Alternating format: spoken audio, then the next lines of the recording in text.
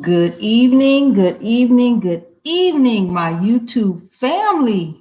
I am Tamara Johnson Shealy, and when I tell y'all I love you, and I say this, y'all, when y'all know I'm coming to you LIVE when let me tell y'all what just happened to me. I was coming in the house after running to the grocery store, and why did I just twist my other ankle? Now, y'all remember on the campaign trail, I twisted and really sprained my left ankle. Y'all, I just fell and sprained my right one. So I am in tremendous pain, but I swear I love y'all because I am here. My ankle is throbbing so bad. My whole leg is hurting, but I'm here. I am Tamara Johnson Shealy. So if you hear me kind of grunt and moan through this broadcast tonight, just know I'm coming to you in LOVE, in love, for this live, because I am not okay, y'all, but I'm gonna smile through it, and we're gonna get through Keeping Up with Congress. I am totally committed, y'all. I am committed. I am Tamara Johnson Shealy. Please hit that like button, that subscribe button, that notification button, y'all. Please share the broadcast. We are keeping up with Congress. Of course, we are holding them accountable. We're looking for opportunities in legislation. Where is the money? Who is it going to? How do we get some of it, y'all? Because that's all this is a transfer of wealth right here with our votes, right? So no longer do we go to the polls. Of course, you know, this is always brought to you by Withhold the Vote, where we hold our elected officials and candidates accountable. No longer do we go to the polls, y'all, and show up and just give this vote away for free. That pimp game is over. We're smarter than that, and we are woke in 2021, right? And we're keeping up with Congress. We're not gonna let these people do stuff and we not know about it. So here it is. I am here, y'all. My ankle's throbbing, but I'm gonna get through this. I'm gonna stop thinking about it, and we're gonna worry about these legislators right here and right now. So good evening, y'all, for joining me. Thank you. I see you coming on in. Come on in. You know, I'll post your comments at the end, but let's dive in. You know, I always like to bring you information about reparations, because, you know, that's, you know, where our heart is right now with those of us who are descendants of slavery. We're not going to continue down this path. We want reparations. We're owed reparations. So here's some legislation I wanted to share with you. This is Newark, New Jersey. This is a push for U.S. slavery reparations. It continues in Newark. We here in Georgia have, there's a bill, House Bill HB 541 here in Georgia that was similarly kind of modeled after Newark. So Newark is on the cutting edge with, you know, talking about reparations, y'all. So let's dive into this. It said last week, the People's Organization for Progress, which is called POP, hosted a virtual program on reparations for slavery in the United States in recognition of Black History Month. Article goes on to talk about that POP demands reparations for the descendants of those who were enslaved, and we still are enslaved in this country. Goes on to talk about that reparations, you know, he goes on to say, Armstrong, this is someone quoted in the article, reparations aren't a gift, they're a debt that's owed, and it's time to cut the check. That's right. When we all start saying the same thing, trust me, they're gonna hear us. So I was glad to see reparations is not a gift, it's a debt owed, and they need to cut the check. Goes on to highlight the reparations bill currently before the New Jersey legislature, A711, y'all pay attention to it for those of you in the New Jersey area, and Senate Bill 322, which would create a New Jersey reparations task force to make reparations proposal for the harm caused by the state's role in slavery and systemic racial discrimination. Let's call it what it is. So this is Newark, New Jersey, and their push for reparations. I was so proud to see it. I actually reached out to some of these organizers because I want to know more about what they're doing and how we could join forces, y'all. This is a war, and we're going to be all of us are in this army to fight this battle for reparations. So Newark, thank you for all the work that you are doing. Wanted to bring you some business news. Memphis joins national initiative to help launch 1 million Black-owned businesses by 2030. I tell y'all, if you don't have a business, we all know how to do something. You can bake, you can sew, you can cut, you can do lawns, you can do it. We can all do something. So if you don't have a business in 2021, that needs to be something that you definitely really strongly consider. There's too much money coming through this Biden administration for us not to be in position. So if you don't have a business, I'm encouraging you to start one. Okay, so it says in this article, the goal of launching 1 million Black-owned businesses across the United States by 2030. The initiative is called 1MBB. The initiative allows aspiring and even existing business owners the opportunity to take advantage of a partnership between Operation Hope and Shopify, an e-commerce platform. This includes the opportunity to create or grow an e-commerce platform through Spotify, free, y'all, for 120 days. Yes, it's not Spotify, Shopify, my apologies. But yeah, let's take advantage of every opportunity. This is with Operation Hope and Shopify over in the Memphis area. So there's information. Go to, let's click here. I can tell y'all where it takes me. For more information, click here. Let's see if it's gonna take me somewhere. Is it gonna open for me? Doesn't seem like it's going to open, but definitely look it up. 1MBB. This is Memphis, but I'm sure these funds are going to trickle across the United States. So they're going to open 1 million Black-owned businesses by 2030. And I'm sure they're probably not all going to be in Memphis. Now it wants to open. So this is operationhope.org, y'all. So if you haven't gone to the website, operationhope.org/1MBB. Share this information. Let's figure out how to get some of these resources, because that's what it's going to take. For those of us who are descendants of slaves in this country, we're going to have our own thing. Another interesting article that I found, that Pascal Skies Foundation commits $1 million to the African American Chamber of Commerce of New Jersey and New Jersey Community Capital to expand entrepreneurship opportunities. New Jersey's coming up, y'all. They're making, there's opportunities there.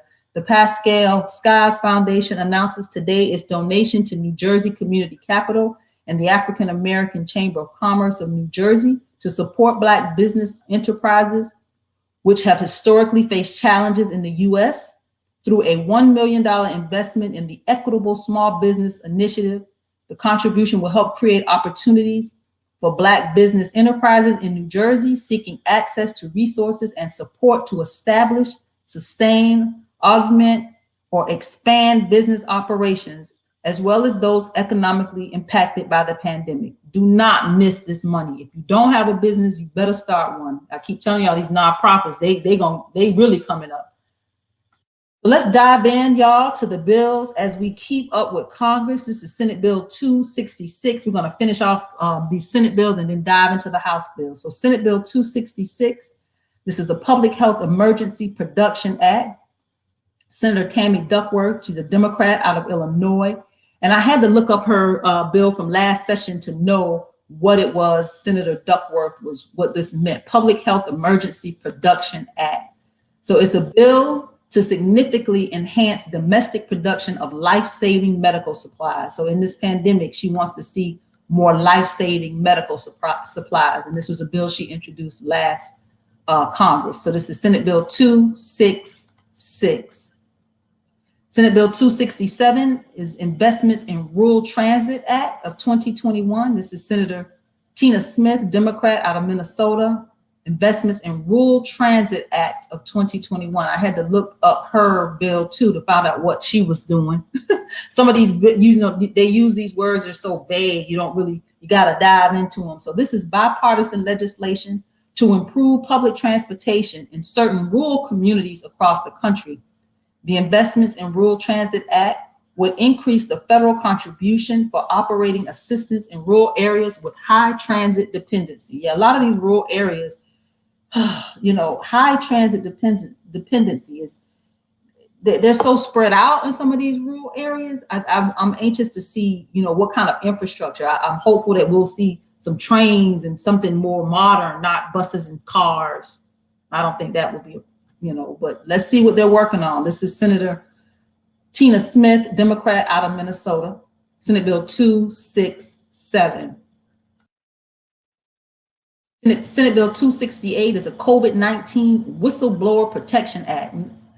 Whistleblower Protection Act, COVID-19, I didn't know what the correlation was. I'm wanted to kind of dive in. I'll tell you, Senator Elizabeth Warren, Democrat, Massachusetts. We know the Whistleblower Protection Act. The Whistleblower Protection Act protects federal employees and applicants for employment who lawfully disclose information they reasonably believe evidences of a violation of law, rule, or regulation, gross mismanagement, a gross waste of funds, an abuse of authority, or a substantial and specific danger to public health or safety. So the correlation between that and COVID, Elizabeth would have to explain that to us, y'all, but that's her COVID-19 Whistleblower Protection Act. Senator Elizabeth Warren, Democrat out of Massachusetts. Senate Bill 269, Work Opportunity Tax Credit and Jobs Act. Senator Rob Portman, Republican out of Ohio, Work Opportunity Tax Credit. Where was he going with this? Work Opportunity Tax Credit, WOTC, is a federal tax credit available to employers for hiring individuals from certain targeted groups who have consistently faced significant barriers to employment. So a lot of times these employers they're incentivized. They're getting something for doing something. So they're hiring a targeted group who have been consistently faced with significant barriers to employment, and it's an additional tax credit for them. Like I say, if you don't know the rules of the game, how you gonna play the game, y'all? So for those of you, I know some heard about a gentleman who was, trying to get veterans to come in and work in his establishment. So some of these things you just don't know that if you do these things, it will benefit you in the long run with your business. So this is how we learn the rules of this game. Politics. Senate Bill 269, y'all. Senate Bill 270 is a bill to amend the act entitled Act to Provide for the Establishment of the Brown versus Board of Education National Historic Site in the state of Kansas and for other purposes, to provide for inclusion of additional related sites in the national park system. This is Senator Coons, Democrat out of Delaware. Okay, for those that's just need a refresher on Brown versus Board of Education of Topeka was a landmark 1954 Supreme Court case in which the justices ruled unanimously that racial segregation of children in public school was unconstitutional. We all know the story, but if you don't, here's a refresher. Like I said, we gotta stay abreast, and sometimes we forget the logistics of some of this stuff. So that's what Keeping Up with Congress is all about. Brown versus the Board of Education was one of those cornerstones of the civil rights movement and helped establish the precedent that separate but equal education and other services were not, in fact, equal at all. So Brown versus Board of Education, they want to establish a historic national site. This is Bill 270, Democrat, Senator Coons out of Delaware. Senate Bill 271 is a bill to amend the Internal Revenue Code of 1986 to enhance the Child and Dependent Care Tax Credit and make the credit fully refundable. So it must be partially refundable now. This is Senator Robert Casey, Democrat out of PA, out of Pennsylvania. Like I said, we got to learn, we got to know the players, and we got to know the game. So you'll get used to hearing these senators' names. You'll get used to knowing what states they're representing. We'll get used to kind of seeing how they legislate. We got to keep our eyes on Congress, y'all. Like I said, no longer do we go to the polls and play this pimp game. Senate Bill 272 is a bill to amend the Federal Funding Accountability and Transportation Act of 2006 to require the budget justifications and appropriation requests of agencies be made publicly available. So this Federal Funding Accountability and Transportation Act, Transparency Act of 2006. I told y'all my ankle hurt. It's throbbing, y'all, like a headache. I'm gonna smile through it though. So this Federal Funding Accountability and Transparency Act, y'all, this act is the intent is to empower every American with the ability to hold the government accountable for each spending decision. Y'all, this you're gonna appreciate. The end result is to reduce wasteful spending in the government. The FFATA, which is the Federal Funding Accountability and Transparency Act, legislation requires information on federal awards, federal financial assistance, and expenditures be made available to the public via a single searchable website. Y'all, who knew about this website? This is a secret. Nobody, never heard of it, but I'm so glad I did. Y'all, I'm gonna click on this because I want you to see what this does. I want you to put this in your Rolodex, usaspending.gov. You can see exactly how they are spending money. I did not know this kind of solid information was available. Put this on your your bookmark it, whatever you need to do. Put it in, don't forget it, usaspending.gov. usaspending.gov. I'm gonna actually move it over here so I don't even forget it myself. I moved it. Make sure we're keeping up with Congress. This is Senate Bill 272, y'all.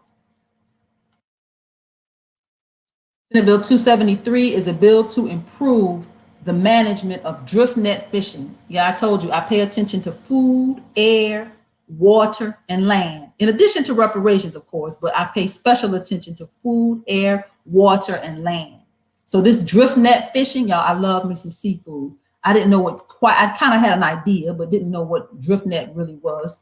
Drift net fishing is a type of fishing involving very long nets that drift with the winds and currents, thus creating a webbing curtain in which fish are enmeshed. Okay, but here it is. Because drift nets are not very selective of species, their use results in a large bycatch of non-target fish, sharks, turtles, seabirds, and marine mammals, which are usually jettisoned, which I looked up, and that means they toss them back in the water. They're jettisoned, tossed back in the water, dead, and back to the ocean. Drift nets are an extremely destructive fishing technology. So quite interesting. So they want to improve the management of drift net fishing. This is Senator Feinstein, Democrat out of California.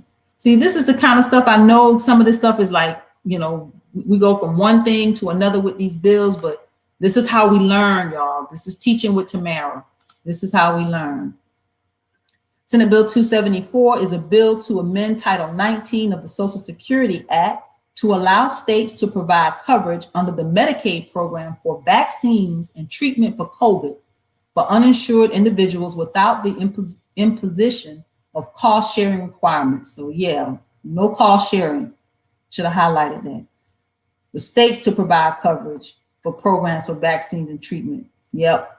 Senate, it goes back to why, you know, asking the question, why have we not expanded Medicaid for all, y'all? So, but this is America. Senator Bennett, Michael Bennett, Democrat out of Colorado, Senate Bill 274.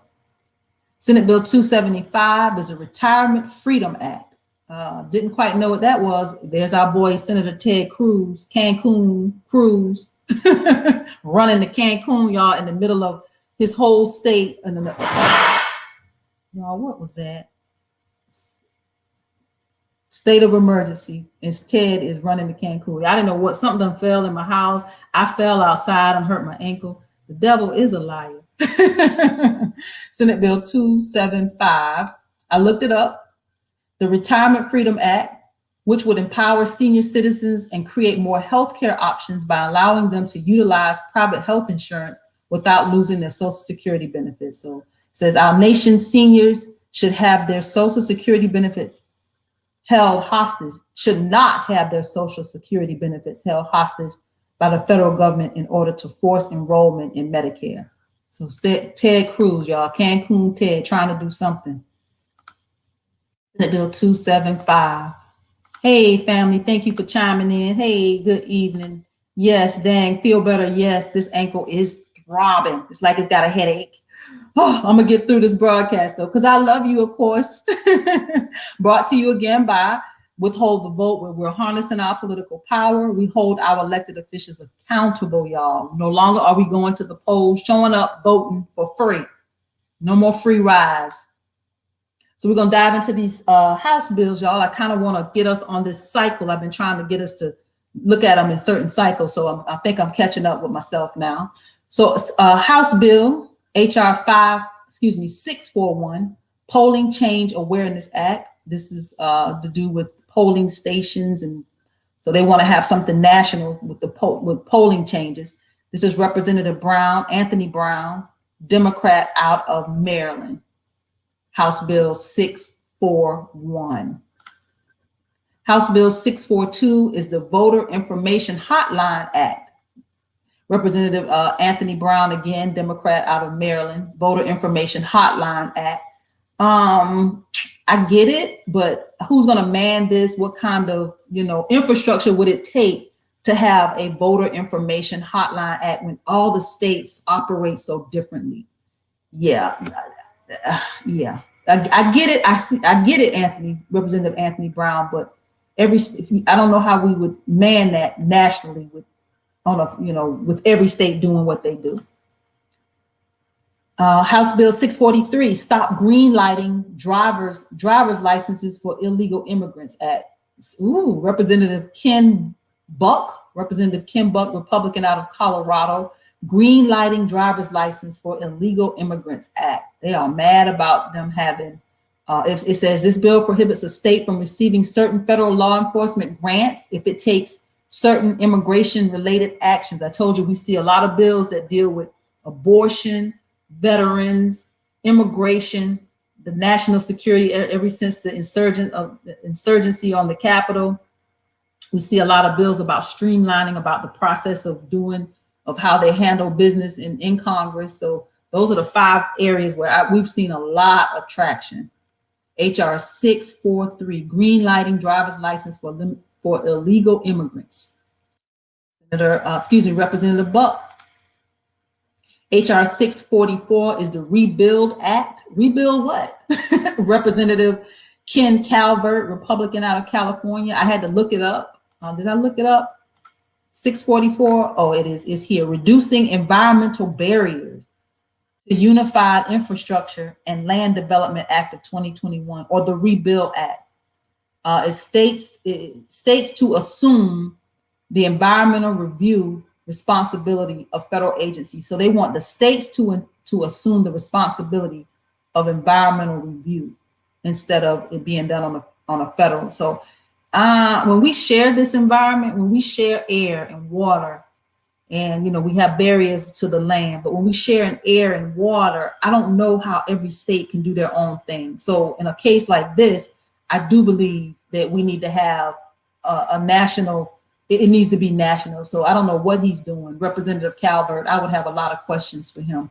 The Rebuild Act, House Bill 644. House Bill 645, the School Security Enhancement Act.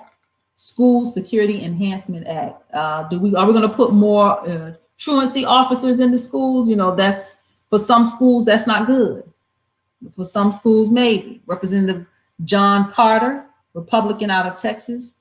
House Bill 645. House Bill 646, COVID Mine Worker Protection Act. I kind of had to look this up. We've actually seen this already in a Senate bill about these mine workers and this COVID. They work in such close proximity to each other. This goes on to talk about the Mine Worker Protection Act and how coal miners are especially prone to the dangers of COVID-19 due to the nature of the work.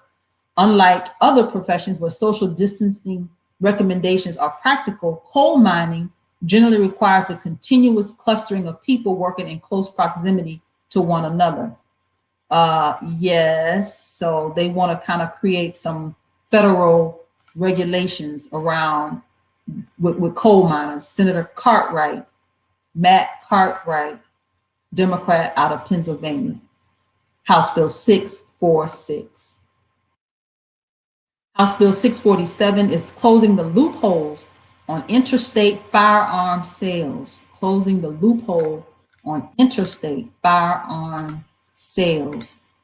So look this up, common sense legislation that will close the loophole that allows certain gun purchasers to immediately obtain rifle and shotguns when traveling out of state. So there's a loophole that they're able to get rifles and shotguns. So he wants to close that loophole. This is Representative Crow, Jason Crow, Democrat out of Colorado, House Bill 647.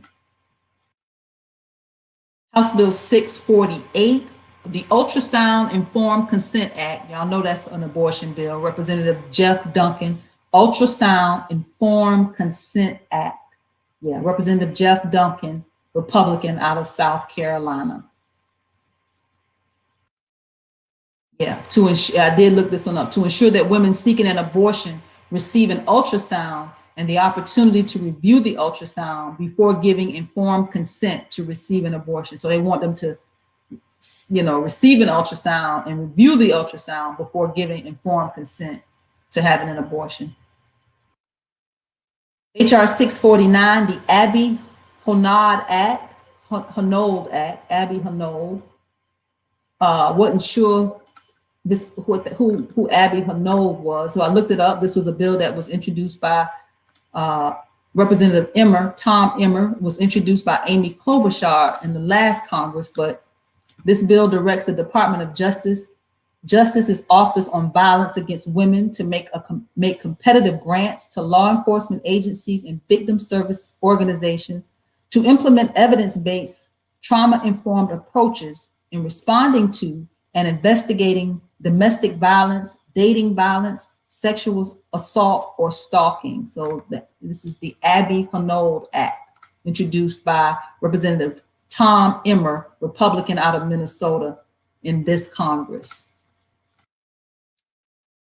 HR 650, y'all. We made it to the top of the hour. Got to go put this ankle up, y'all. It's killing me right now, but I made it. House Bill 650 to direct the Attorney General to award grants to eligible entities for first responders who handle elder justice related matters.